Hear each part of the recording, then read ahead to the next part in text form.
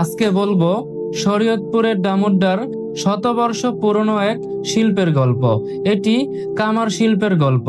এখানে লোহা শুধু গলানো হয় না, এখানে গড়া হয় মানুষের জীবনের প্রয়োজনীয় অস্ত্র ও সরঞ্জাম। আগুনের লেলিহান শিখা, ঘামের ফোঁটা আর হাতুড়ির প্রতিটি আঘাত যেন সময়কে সাক্ষী রাখে।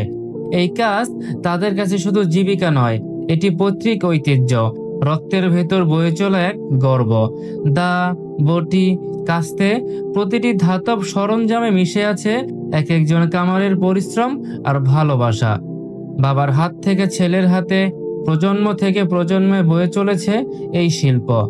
যত আধুনিক যন্ত্রই আসুক, এখনো গ্রাম বাংলার প্রাণচক্র ঘুরছে এই হাতুড়ির শব্দে, এই আগুনের আলোয়।